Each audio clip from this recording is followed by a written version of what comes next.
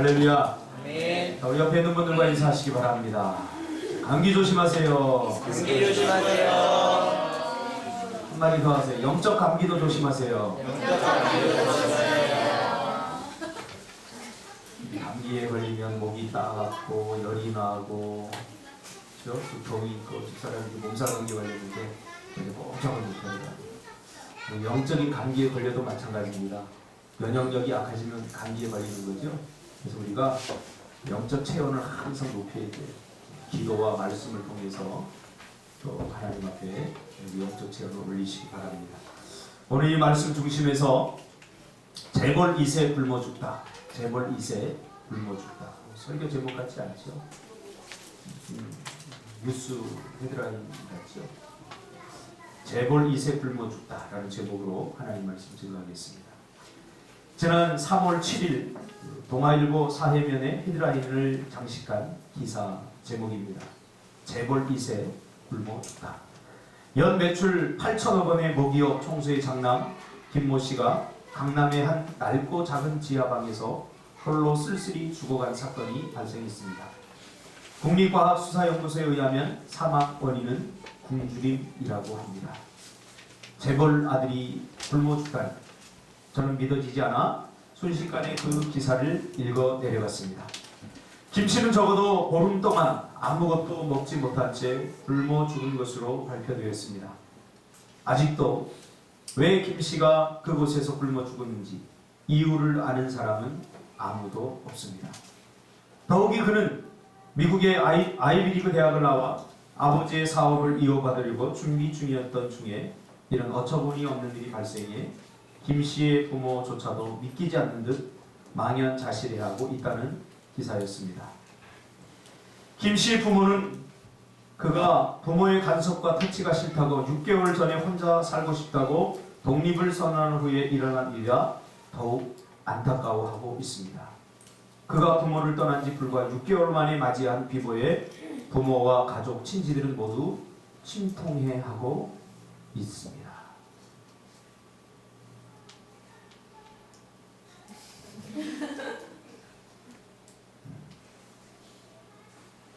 실제 있었던 사건이 아니라 제가 한번 가상해서 기사를 이렇게 한번 만들어 봤습니다. 여러분들 표정을 보니까 아니 이런 어처구니 없는 일을 제가 한번 기자 입장에 대해서 써봤습니다. 제가 터무니없는 상상을 한 걸까요?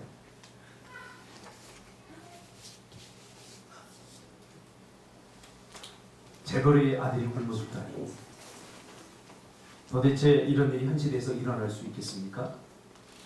그가 아버지로부터 물려받은 유산만도 수조 원이 넘을 텐데 대부분의 사람들은 이런 현실에서 절대 일어날 수 없는 일이라고 생각할지 모르지만 이런 어처구니 없는 일들은 우리의 삶의 현장에서 지금도 수없이 일어나고 있습니다.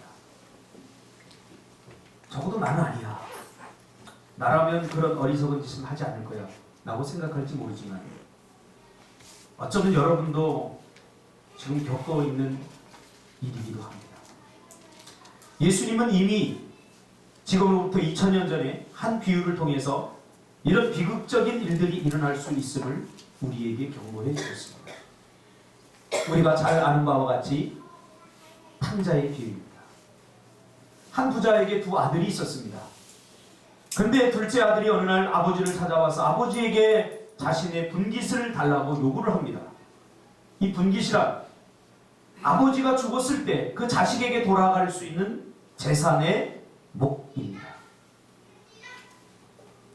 아버지가 죽지도 않았는데 분깃을 요구하다니 정상적인 사람이라면 이런 요구는 있을 수 없는 일이고 이런 요청을 한 자식에게 분깃을 주는 부모도 있을 리가 없습니다. 그러나 무슨 이유에서인지 아버지는 그 자식에게 분깃을 떼어줍니다. 왜 둘째 아들이 이런 배은망덕한 일을 했을까요? 곰곰이 생각하는 중에 성경을 통해서 하나님이 주신 인사이트가 뭐냐? 자기 중심적이고 자기 욕망이 강한 사람은 이런 기본적인 예의나 상식도 얼마든지 파괴할 수 있다는 거예요. 자기의 강한 욕망에 사로잡혀 있는 사람은 얼마든지 예의나 범절 아니면 상식적인 질서도 다 깨버릴 수 있다는 거예요. 심지어 부모와 자식 간에도 말이죠. 우리 주위에도 심심찮게 일어나지 않습니까? 잠 더 자고 싶은데 할머니한테 차례드리러 가자고 그러니까 아버지를 칼로 찔러 죽이는 일이 또 지금 계속해서 사회에서 일어납니다. 왜?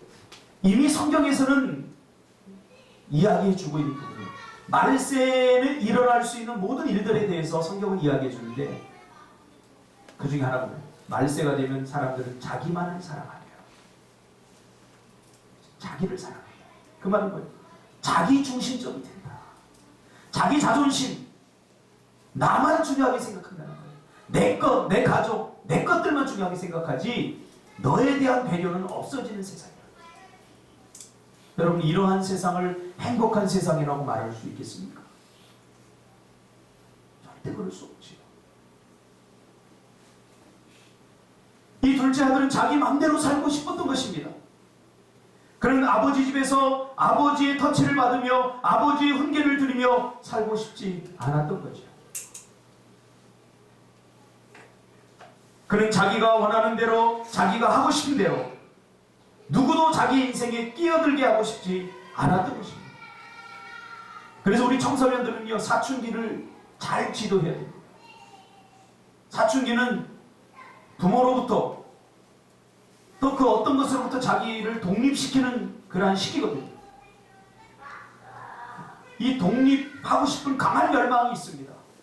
그래서 부모의 말도 막 함부로 듣지 않습니다. 다 무시해버립니다. 독립하려고 하는 강한 욕망이 삐뚤어져 버리면 이게 자기 중심적이 되어버리는 거예요. 걷잡을 수 없이 됩니다. 이때 그 사춘기 지도를 잘못하면 잘못된 길을 갈 수도 있죠. 영적 사춘기도 마찬가지예요. 영적으로 사춘기도 있어요. 이 둘째 아들은 영적 사춘기에 있는 것이죠. 그는 아버지의 그 간섭과 아버지의 훈계와 아버지의 터치를 받고 싶지 않았던 거죠. 왜? 자기가 멋진 계획을 세우고 자기가 원하는 대로 무엇인가 하고 싶은데 아버지는 그거 해서는 안 된다. 이렇게 해야 된다. 멋진 계획을 세웠는데 그 계획은 조금 더 이따 실행하라. 뭐 이렇게 사사건건 간섭하니까 자유가 없다고 생각한 거죠. 자기 마음대로 할 수 없어서 자기가 불행하다고 생각한 거죠. 그래서 자기만이 꿈꿀 수 있는 세상, 자기가 하고 싶은 대로 원하는 대로 하고 싶은 그런 세상으로 나아가고 싶었던 것입니다. 그리고 멋진 계획을 세우고 그 계획을 이루려면 돈이 필요하니까 자기 분깃을 요구하고 분깃을 가지고 먼 나라로 떠나게 된 거죠. 이 돈이면 충분히 멋지고 행복하게 살 수 있을 것이라고 자기가 계획했던 대로 그렇게 이루어질 것이라고 포부를 안고 떠납니다. 콧노래를 부르면서 떠나지. 그래서 먼 나라로 가서 즐겨도 보고 평소에 자기가 해보지 못했던 것도 해보고 또 사업도 시도해보고 해보지만 아버지 집에 있었기에 할 수 없었던 많은 일들을 또 해보고 싶었던 것들을 다 해보았습니다. 그 결과 어떻게 됐습니까? 모든 것을 다 잃어버리게 되죠. 그래서 자기가 원하는 대로 하고 싶은 대로 다 한다는 것은 사실 굉장히 위험한 일이에요. 그런 비전과 그런 꿈을 갖고 있다는 것은 굉장히 위험한 일이에요. 제가 상담을 하면서 정말 변화되기 힘든 부류의 사람들을 발견하게 됩니다. 대부분의 사람들은 다 변화됩니다. 그리고 회복과 치유가 됩니다. 그러나 정말 변화되지 않는 사람들, 이런 사람은 참 힘들겠다. 변화가 안 되겠다. 하나님 그런 마음을 주시는 사람들이 있어요. 어떤 사람들이냐면 지금까지 누구의 터치도 받지 않고 자기 마음대로 사는 사람. 이런 사람은 상담 시간조차 지키지 않아요. 버거워요. 그런 것조차. 누구의 통제도 받아보지 않았기 때문에. 누구의 터치도 받아보지 않았기 때문에. 상담하는 내내 강한 공격을 해오기도 합니다. 그러나 인생은 그렇게 만만치 않습니다. 그는 불과 몇 년 만에 아버지로부터 받은 모든 재산을 다 날려버렸습니다. 그가 꿈꾸고 계획했던 일들이 하루아침에 물거품이 되어버린 것입니다. 믿어지지 않았던 일이 일어난 거죠. 여러분, 우리 인생이 내 마음대로 되지 않습니다. 이것을 빨리 깨달아야 돼요. 빨리 깨달아야 돼요. 우리 상진 집사가 카페를 지금 해서 저렇게까지 해놓았는데 아마 자기 마음대로 안 될 것입니다. 화도 나고 열도 나고 낙심도 나고 돈만 있으면 다 될 것 같았지만 신경 쓸 일이 한둘이 아닐 것입니다. 제가 겉에서 이렇게 지켜보면서도 참 마음고생 많겠다. 그래서 상진 집사가 요새 예민하지 않습니까? 절대 건들면 안 됩니다. 건들지 마시기 바랍니다. 폭발합니다. 얼마나 저 일을 하는데 우리 장로님 잘 아시겠죠? 쉽게 요만한 거 하나 쉽게 되는 일이 없어요. 해주겠던 사람이 계약하기 전에는 전부 다 해줄 것 같이 하는데 요만한 거 하나부터 다 문제 삼고 뭐 추가 비용 들어가야 된다는 거. 우리 인생 내 맘대로 되지 않아요. 이걸 우리가 빨리 깨달아요. 그래야 우리 젊은 사람들도 기도할 수 있어요. 기도할 수 있어요. 제가 중보해도 싫었지만 기도밖에 할 수 없는 사람이 가장 희망적인 사람. 아직도 내 주위에 의지할 것들이 있고 무엇인가 내 주위에 그래도 믿을 것이 있는 사람은 하나님 앞에 전부를 올인하지 않습니다. 그거 요만한 거 붙잡고 뭔가를 하려고 하는 거죠. 이 둘째 아들의 비극은 뭡니까? 차라리 아버지가 가난했으면 괜찮았는데 자기에게 돌아올 몫에 분깃이 있었다는 이 사실, 이것 가지고 자기의 인생을 계획하고 꿈꿨던 거죠. 그래서 몇 년 만에 이 돈을 다 날려버립니다. 내가 아버지께 받은 돈이 얼마인데 믿을 수 없는 일이 벌어진 거죠. 이것은 실제입니다. 지난 3월 6일 채널 A 뉴스에 황모 씨의 사건이 소개됐습니다. 그 아나운서가 이 황모 씨의 사건을 4단어로 다 요약하는데 참 재밌어요. 대박, 도박, 쪽박, 결박. 무슨 말인지 알겠죠? 이 양반이 20대 중반에 로또를 맞아요. 로또를 맞아갖고 13억 몇천만 원을 받았어요. 그런데 3년 만에 13억 몇천만 원을 3년 만에 도박으로 다 날려버렸어요. 탕진해버렸어요. 엄청 맞춰놨어요. 날려버렸어요. 그래서 쪽박을 산 거예요. 그러다가 돈이 필요하니까 스마트폰을 훔치는 거예요.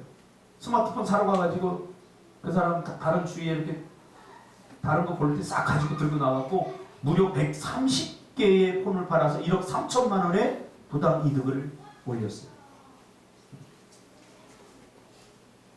결박.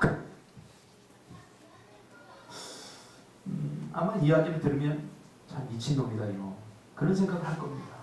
왜? 나의 일이 아닌데. 나는 절대 그러지 않을 것인데. 과연 그럴까요? 여러분에게 로또 13억이 당첨된다면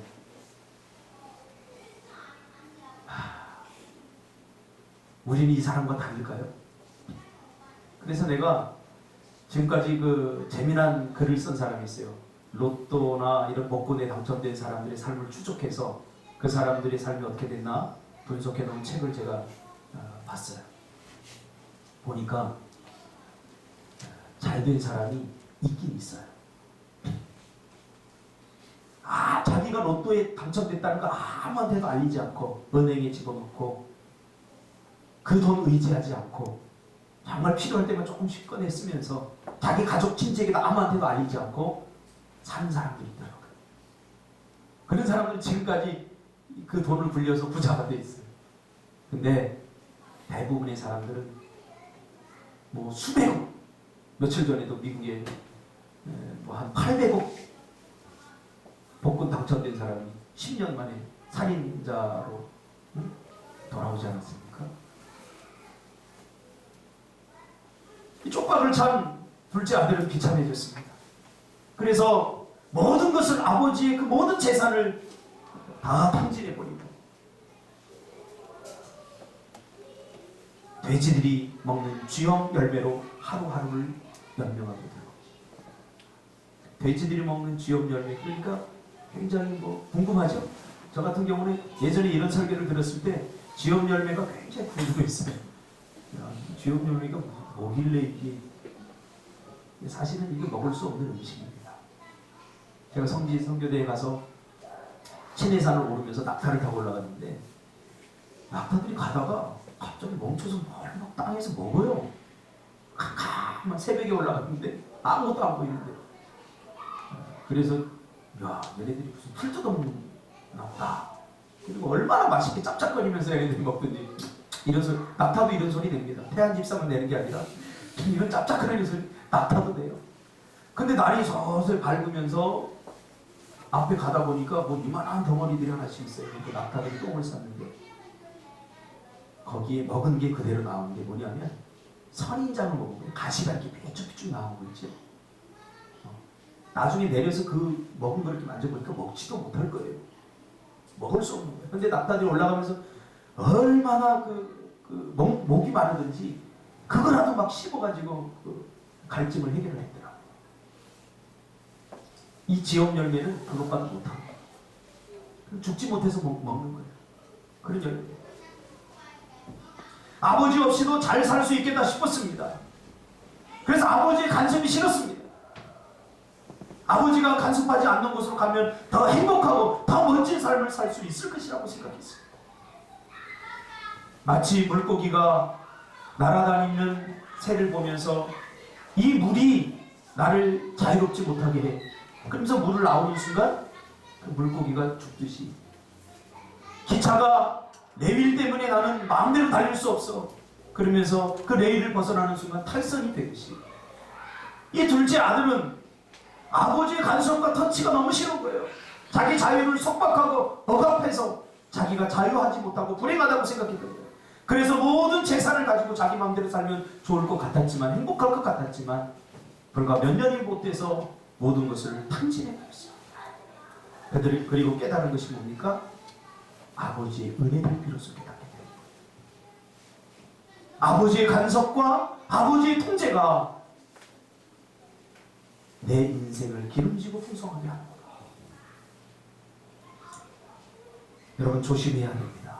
우리도 오늘날 공식적으로 아버지 집을 떠난 사람은 많지 않지만 아버지의 간섭이 싫어서 마음이 떠난 그리스도인들이 교회 안에 많이 존재합니다.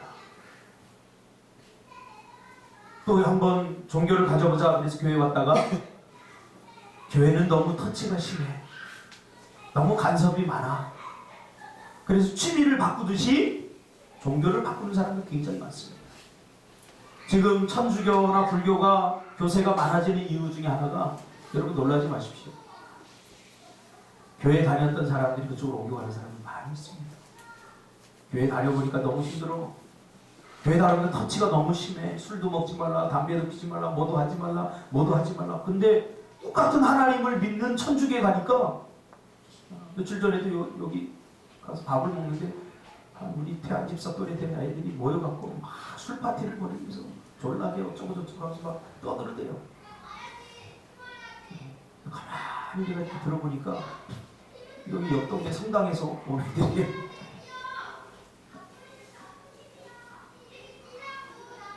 얼마나 좋습니까? 똑같은 하나님을 섬기는데 그쪽은 할 거 다 하게 하고 이쪽은 터치가 심하니까 준석 집사 같으면 어떻게 하겠어요? 이왕이면 다 엉치마라고 똑같은 하나님을 섬기는데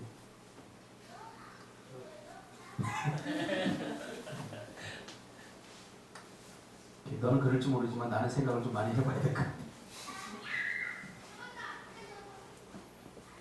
그래서 뭐 단골집을 바꾸듯이, 단골 슈퍼를 바꾸듯이 이렇게 종교를 바꾸는 사람들 많이 있습니다. 헌신, 희생, 뭐 이런 단어는 찾아보기 힘든 시절이 되어버린 것 같습니다. 왜요? 기독교는 제약이 너무 많아. 그러다 보니 제약이 심하지 않은 곳으로 자꾸 가는 거죠. 불교는 더 좋습니다. 1년에 딱 4월 초파일 한 번만 가면 돼. 기록만 딱 해놓으면 중들이 뭐 오라고 전화도 안 하고 딱 1년에 한 번만 합니다. 내일 모레 4월 초파일입니다. 그럼 그때만 가. 누구의 터치도 받지 않고 자기 마음대로 자기 살고 싶은 대로 다 사는 거예요. 그 4월 초파일날 가서 이만큼 그동안 미안하니까 돈 좀 이렇게 보따리 들고 가면 또 머리가 시원한 분들이 와서 또 극진하게 대접해 주시겠습니까? 얼마나 매력적입니까? 사람들이 굳이 참신인 하나님을 섬기지 않고 우상을 섬기는 이유도 여기 있습니다. 이유가 뭘까요? 왜 다릅니까? 하나님은 살아계시기 때문에, 살아계신 참신이기 때문에. 그렇기 때문에 하나님과 우리는 교제를 해야 되고, 하나님과 대화를 해야 되고, 하나님과 소통을 하고, 하나님과 동행하고 함께 해야 되고. 그래서 우리가 잘못된 길로 갈 때는 태연아 너 그러면 안 돼. 그 길로 가면 죽음의 길이야. 그 길로 가면 죄악의 길이야. 그 길로 가면 실패의 길이야. 하나님이 이야기해 주시는 거예요. 아, 우리 막내가 7살인데 이제 막 반항을 해요. 그래서 저한테 야 박형석 그래요. 저한테 할렐루야. 제가 적수를 만났어요. 미치겠어요. 진짜. 제가 미치겠어요. 우리 애린이도 안 그랬거든요. 아 근데 얘가 뭐 야 박형석 똑바로 안 해. 다 대박인데.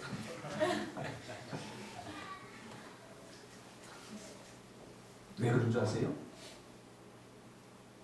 예원아 그러면 안 돼. 이렇게 해야 돼. 이게 간섭과 터치가 싫어. 또 잘못하면 제가 매를 들거든요.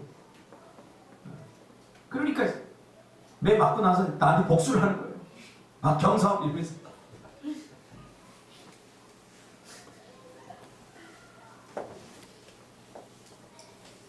내 삶은 관여하지 말라는 거죠. 그저 내가 필요할 때 나에게 도움이나 줘. 나는 대신 돈과 일시적인 정성을 너희들에게 보일 테니까 이게 우상입니다. 기독교는 인격적인 종교죠. 하나님이 살아계시기 때문이죠. 그래서 우리와 사랑을 나누고 싶어하고 우리와 동행하고 싶어하고 우리가 기쁨의 길, 성공의 길 가기를 하나님께서 원하십니다. 왜요? 우리가 부족한 걸 알기 때문에 우리 하나님은 아버지가 둘째 아들을 보내면서 이 둘째 아들이 모든 것을 자기 꿈대로 계획대로 다 하고 성공할 수 있다는 확신이 있어서 보낸 거 아닙니까? 사랑하기 때문에 보낸 거예요. 아들과 아버지 그냥 원수가 되잖아요. 그렇죠? 아들이 안 줬을 때 어떻게 나올지 뻔히 알잖아요. 여러분들도 하나님께 기도하다가 하나님 들어주지 않으면 어떻게 나올지 하나님 뻔히 알기 때문에 너무 사랑하기 때문에 그 관계를 끊을 수 없으니까 궁여지책으로 줘서 보내요.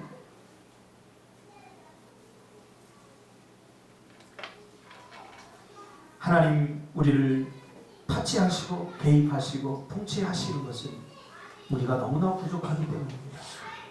이렇게 하면 될 것 같고 저렇게 하면 될 것 같고 하나님은 다 아시기 때문에 어떻게 될지 뻔히 아시기 때문에 그러므로 이 간섭이 축복이고 이 간섭이 은혜인 것입니다. 또 어떤 글을 며칠 전에 읽었는데 아버지의 겁니다. 처음에 태어났을 때 아버지는 우상이고 신처럼 보이죠. 모든 걸 다 해주지. 주영씨 그렇지? 이거 해줘 그러면 아버지가 다 아버지가 뭐 멋졌지. 근데 자라면서 아버지가 좀 우습게 여겨질 때가 있었지. 최고인 줄 알았는데 이 아버지가 조금 이제 이것도 못하네 우리 아버지 이러면서 이제 선생님들과 비교하고 다른 사람들과 비교하면서 조금 작아져. 그러다가 내가 아버지 위에 아버지를 뛰어넘어서 아버지가 뭘 알아요? 이러는 거죠. 근데 40이 되고 50이 되면서 아버지가 그리운 거지. 아버지 말이 다 맞아. 철이 들어야 그때야 비로소 깨닫게 돼. 그때 비로소 아버지의 간섭과 아버지의 말이 잔소리가 아니라 나를 위한 진정한 축복의 말씀임을 비로소 깨닫게 되는 거죠. 그러나 둘째 아들은 몰랐던 것이죠. 비로소 떠나서 모든 것을 다 잃고 난 후에야 이 둘째 아들은 비로소 깨닫게 되는 거죠. 그때는 이미 늦었죠. 아버지에게 도움을 요청하자니 아버지는 그러니까 자기 수준에서 생각하는 거죠. 자기 수준. 아버지는 내가 그렇게 아버지 가슴에 못을 박고 이렇게 나왔는데 과연 도와줄까? 안 도와줄 거야. 자기는 여기서 끝이라고 생각했던 거. 그러니까 신앙생활도 항상 자기 수준에서 하면 안 돼요. 자기 중심적 삶을 포기해야 돼요. 자기가 생각하듯이 하나님을 생각하면 안 돼요. 성경에서 말씀하시는 하나님을 우리가 그래서 성경 공부를 그래서 하는 거예요. 우승아 그렇지? 성경 공부 해보니까 어때? 네가 평소에 기독량에서 들었던 하나님과 성경 공부를 하면서 성경을 통해서 보았던 하나님은 다르지? 확실히 다르지? 달라요. 기독량 들었던 하나님과 달라요. 그게 성경 공부를 해야 돼. 저도 성경을 읽으면서 몰랐던 하나님을 지금도 하나님이 이런 하나님이구나 얼마나 많이 깨달아 알아가는지 몰라요. 가장 교만한 사람은 어떤 사람이에요? 신앙생활 한 10년 20년 하고 교회 다니는 거 이런 거야 신앙생활 이런 거야 다 아는 척하는 사람이에요. 저는 모태신앙이라 올해 46인데 46년 동안 신앙생활 했는데 아직도 하나님에 대해서 잘 모르겠어요. 다만 하나님은 너무 좋으신 분이야. 너무 사랑이 많으시면 이것밖에 모르겠어요. 근데 다 아는 거죠. 저는 신학만도 10년 했어요. 학부에서 4년, 대학은 3년 다녀야 되는데 2년 더 다녔으니까 10년 만이에요. 할렐루야. 나머지 공부해서 2년 더 다니니까 이런 돈이 없어서 그렇게 다녔어요. 누가복음 15장 17절에 보니까 뭐라고 합니까? 내 아버지에게는 양식이 풍부한 품꾼이 얼마나 많은가. 이 성경을 대충 읽는 사람은 어떻게 읽냐면 아버지 집에는 풍성하다 이렇게 생각하는데 아니에요. 그렇게 표현한 게 아니에요. 우리 본문에 보니까 아버지 집의 품꾼과 자신을 비교하고 있죠. 우리 아버지 집의 품꾼은 지금 나보다 훨씬 사정이 좋다는 거예요. 자신도 품꾼인데. 그러면서 나는 여기서 굶어 죽는구나 라고 후회하지만 이미 때는 늦은 것이죠. 아버지를 떠나 아버지와의 관계가 끊어지면 이런 비극적인 일들이 일어나게 될 겁니다. 죄로 말미암아 아버지와 하나님과 끊어졌던 우리 관계가 바로 이런 비극적인 관계가 될 겁니다. 이것이 제가 말하고 싶은 첫 번째 주제입니다. 그러나 제가 정말 말하고 싶은 두 번째 주제는 지금부터입니다. 그래서 하나님은 죄로 인해서 아버지를 떠났던 우리를 예수 그리스도의 십자가의 보혈로 정결케 해주시고 구원해 주시고 우리를 당신의 백성 삼아주시고 자녀 삼아주셨습니다. 그러면서 우리에게 몇 가지 특권을 주셨어요. 그 중에 가장 중요한 특권 중에 하나가 뭐냐면 자녀가 누릴 수 있는 특권 중 우리가 오학실에서 배우지 않았습니까? 5가지 특권. 그 중에 가장 중요한 특권이 바로 기도 응답의 특권입니다. 자녀는 아버지에게 모든 것을 요청할 수 있게 된 것입니다. 기도 응답의 특권이죠. 하나님은 모든 사람의 기도를 다 들어주는 것이 아니라 당신의 백성의 기도를 들어줘요. 내가 아무리 자비롭다고 한다고 해도 내 딸인 예린이가 아빠 등록금 내야 돼. 그러면 내가 대주지만 옆집에 있는 세나가 사는 나보고 아빠라고 부르면서 등록금 대달라면 저는 안 대줘요. 아무리 제가 자비롭지만 세나야 아버지한테 가서 달라고 그래. 이랬죠. 기도 응답도 마찬가지입니다. 하나님만이, 하나님의 자녀만이 하나님께서 응답을 해주시는 거죠. 요한복음 16장 24절에 보니까 지금까지는 너희가 내 이름으로 아무것도 구하지 아니하였으나 구하라 그리하면 받으리니 너희 기쁨이 충만하리라. 그런데 하나님의 자녀가 되었음에도 아버지께 요청하지 않으면, 즉 구하지 않으면 아무것도 받을 수 없게 됩니다. 이미 기도할 수 있는 게 은혜예요. 그러나 하나님 내 마음 다 아시죠? 내 사정 아시죠? 이렇게 말하면서는 안 된다는 거예요. 오늘 본문의 내용이 바로 그 말 아닙니까? 너희들이 내 백성인지 알겠는데 그럼에도 불구하고 너희들이 내게 구하여야, 무엇이 필요한지, 무엇을 채워야 되는지 구하여야 내가 너희에게 주겠다는 거예요. 이게 하나님의 약속 아닙니까? 하나님의 백성이 되었음에도 기도 없이 살면, 하나님께 구하지 않으면 늘 궁핍함과 결핍에 시달릴 수밖에 없다는 거죠. 물질의 궁핍함과 지혜의 궁핍함, 관계적 궁핍함, 모든 궁핍함이 나에게 나옵니다. 주님은 마태복음 28장 18절에 하늘과 땅의 모든 권세를 내게 주셨으니 전부 다 주었다는 거예요. 그러니 구하라는 거죠. 하나님의 백성은 절대로 가난하지도 궁색하지도 않다는 거죠. 그렇게 살 수 없는 인생들이라는 거죠. 그러나 오늘 우리의 삶의 현장에 보면 요만한 문제 때문에, 요만한 상식적인 문제 하나도 해결하지 못해서 전전긍긍하고 있지는 않습니까? 가난한 거예요. 하나님의 지혜를 받지 못해서. 엊그제도 어떤 분에게 전화가 왔어요. 저희 교회 다니다가 이제 나가신 분인데 전화가 왔어요. 자식의 문제 때문에 전화가 와서 구구절절 이야기하는데 저는 답을 알겠더라고요. 어떻게 하면 해결되는지. 뻔한 문제인데 어떻게 될지 모르겠어요.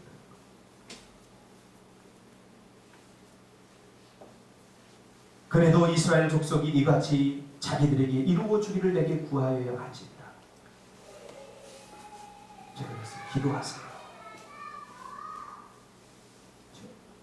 제가 뭐 상담을 하는 전문가지만 하나님이 은혜를 주시지 않으면 하나님에게 먼저 물어봐야 하는 거지. 우리가 하는 모든 일들 가운데 우리가 필요할 때만 우리 하나님 찾는 것 아닙니까? 필요할 때만 우리가 주님 부르는 거 아닙니까? 너희가 내 백성, 내 자식이라도 아버지에게 구하여야 주실 것이다. 구하지 않으면 얻을 수 없다. 이런 결론이 나오죠. 물론 하나님은 자비하셔서 일반 은혜 속에서 모든 사람들이 은혜를 다 베풀지만, 그러나 특별히 자녀들에게 주시는 요청의 은혜는 구하여야 주신다는 거죠. 그래도 믿지 못하기에 주님은 계속해서 말씀하고 있습니다. 마태복음 7장 7절 이하 구하라 그리하면 너희에게 주실 것이요 찾으라 그리하면 찾아낼 것이요 문을 두드리라 그리하면 너희에게 열릴 것이니 구하는 이마다 받을 것이요 찾는 이는 찾아낼 것이요 두드리는 이에게는 열릴 것이니라. 할렐루야. 아멘. 이거 나오면 막 아멘이 나와야 돼요. 진짜 그렇지 않습니까? 저는 요즘 하나님이 나를 왜 이렇게 사랑하는지 모르겠어요. 구하는 것마다 다 응답해 주세요. 우리 수요일날 금요일날 제가 이야기했지만 사실 우리 개척이 힘들 때는요 진짜 돈 10만원, 돈 100만원 그거 없어서 하늘의 별 따기 은행에 가도 누가 구워줍니까? 빌려줍니까? 비싼 이자라도 내서 빌려라도 준다면 빌리겠어요. 왜 여러분 빚쟁이의 심정이 안 돼봐서 모르죠. 그리고 장로님 아실 겁니다. 얼마나 고달픈지. 차라리 깜방에 들어가 있는 게 낫지. 매일 전화 막 가슴이 두근두근. 전화만 올리면 가슴이 두근두근. 야 이거 관리인 아니까. 이것도 월세도 못 냈다고 또 전화 온다니까 막 두근두근.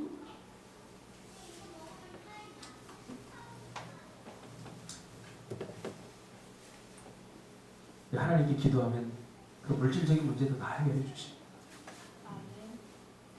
목사님한테 전화가 왔어요. 목사님, 우리 이거 교회 살 때 도움을 주셨던 목사님. 뭐 이제 목회 잘하고 계십니까? 네, 잘하고 있습니다. 덕분에 혹시 돈이 필요하시면 마이너스 통장 만들어 드릴 테니까 뭐 좀 떼어갖고 오세요. 여기 마이너스 통장 한번 만들려고 우리은행에다가 뭐 적지만 그냥 온갖 힘을 다 기울여도 뭐 마이너스 통장이 그냥 뭐 100만 원 대출도 안 되더라. 그래요? 얼마까지 되는데요? 2천만 원. 한 1년 이렇게 잘 쓰시면 1년 후에 한 4천만 원까지 마이너스 통장 해줄게.